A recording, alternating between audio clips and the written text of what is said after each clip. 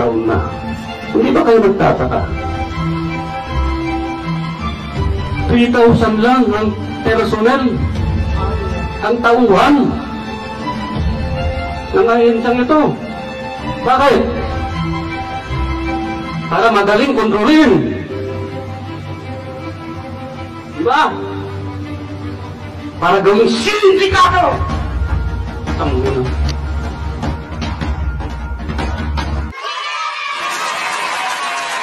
Ayan, isang magandang araw sa atin lahat mga kababayan, mga kasulid. Maligayang pagbabalik sa ating channel.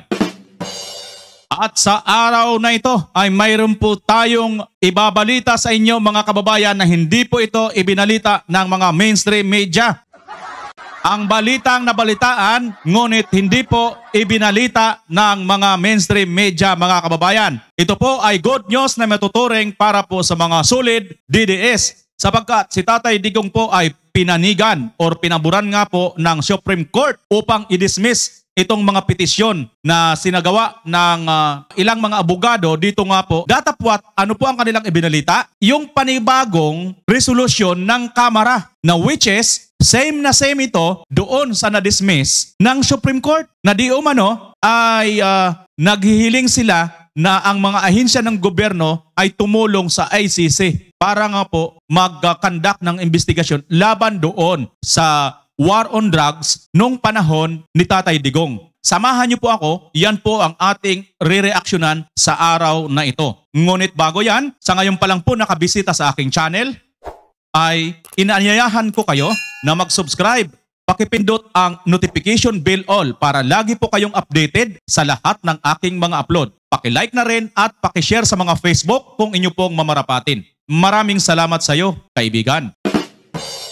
Mayroon po tayong na-research na mayroon na palang ginawang decision ang Supreme Court na i-dismiss ito pong ginawang pag-file ng petition nito nga pong mga ilang abogado. Babasahin po natin mga kababayan ang atin pong source ay nandito po yan sa Manila Times. Samahan niyo po ako mga kababayan dahil nag-research po tayo kanina lang at ito po ang ating nakita. Ang title po nito ay SC Junk's Petition to Prove Drug Killings. Kita niyo mga kababayan, mayroon na palang ganito, ngunit mukhang ikaw na madalas ka po nanonood sa mga social media at mga mainstream media, mayroon ka na bang nakita na nagbalitang mainstream media patungkol nga po dito na mayroon na palang naunang decision ito pong Supreme Court upang i-dismiss itong i-final ng ilang mga abogado. Basahin po natin. SC Junk's Petition to Prove Drug Killings. The Supreme Court has dismissed a petition seeking permission for government agencies to investigate and prosecute individuals involved in alleged extrajudicial killings during former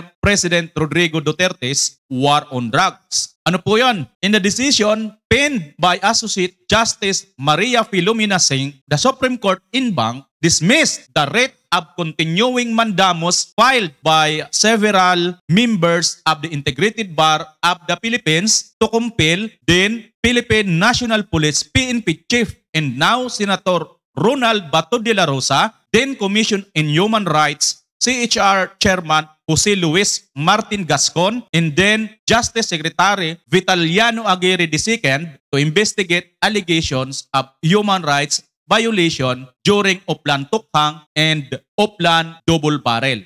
Maliwanag ayon dito sa desisyon ng Supreme Court in banc na dismiss the writ of continuing mandamus filed by several members of the Integrated Bar of the Philippines. Mayroon na po palang ganito mga kababayan na petisyon na nanggaling po sa Integrated Bar of the Philippines na i-final nga po at ito ay dinismiss ng Supreme Court. Wala po tayong nababalitaan nito kundi dito lang po sa ating mga iba-ibang pili-pili lang pong mga social media. Ayan po, no? Ito pala ay the writ of continuing mandamus. Ito pala yung dinismiss mga kababayan na ang sinasabi ay seeking permission for government agencies to investigate, di ba? Ito pala ang i-final nila. Ngayon mga kababayan, bakit po hindi ito ipinalabas ng mga mainstream media? At nakapagtataka sapagkat mayroon po tayong napanood kanina lang, ibinalita po ng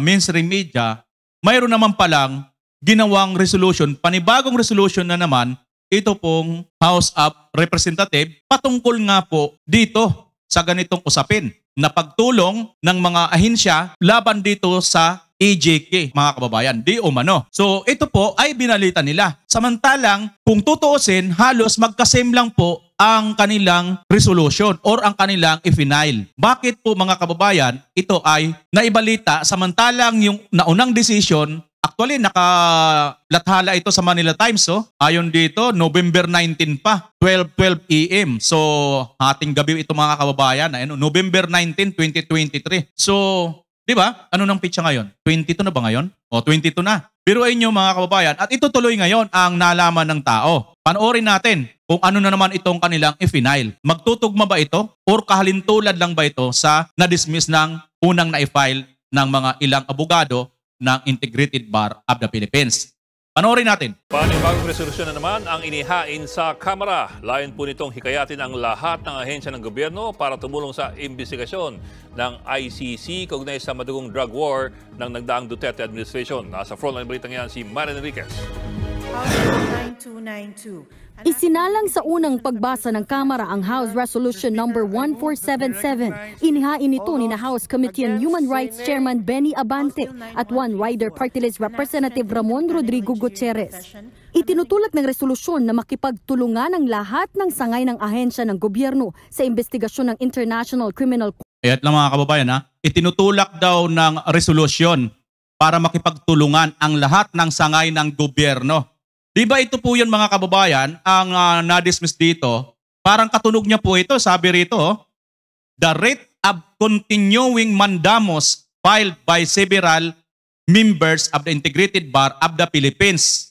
Na ano yon? Seeking permission for government agencies to investigate and prosecute individuals. Ayan po mga kababayan, seeking permission for government agencies. Di ba same na same din ito? Court o ICC sa mga posibleng crimes against humanity at iba pang krimen sa gera kontra droga ni dating Pangulong Rodrigo Duterte. Hindi na ito bago lalo't nauna nang naghain ng parehong resolusyon ang Makabayan Bloc noong October 17. Pero unang beses ito na miyembro ng mayorya ang nagsumite ng resolusyon.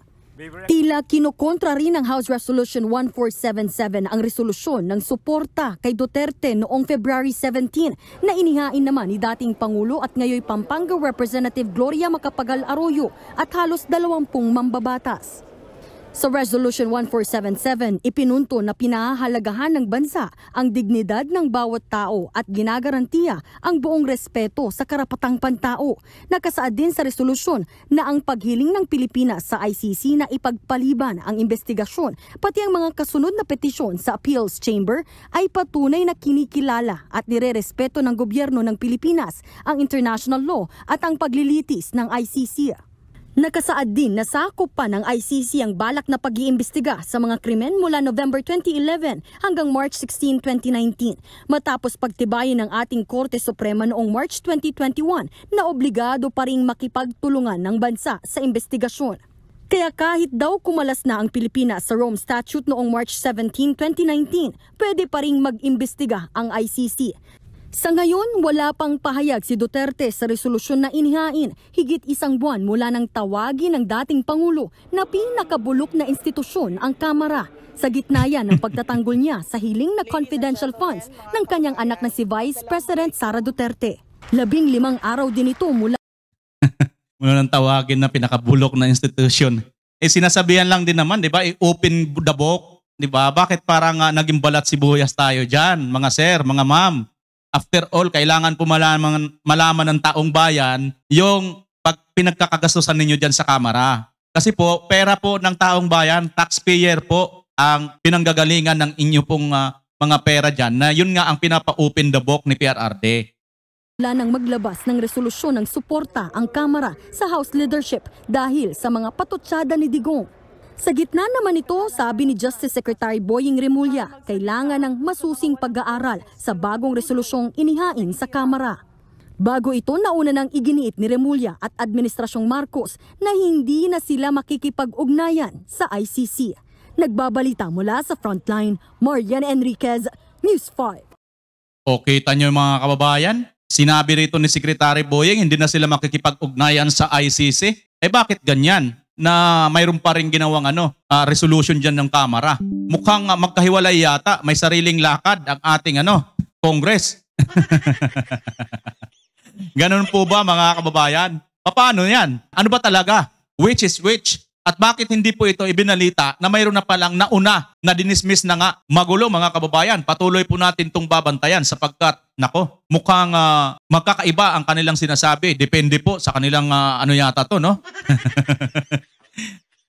Hindi naman siguro, pero depende ito sa laki yata ng budget ng... Ayan po mga kababayan, ang atin po ritong maikling reaction patungkol nga po dito sa sinasabing di umano, mayroon palang ipinanalo na po si PRRD laban nga po dyan sa ICC.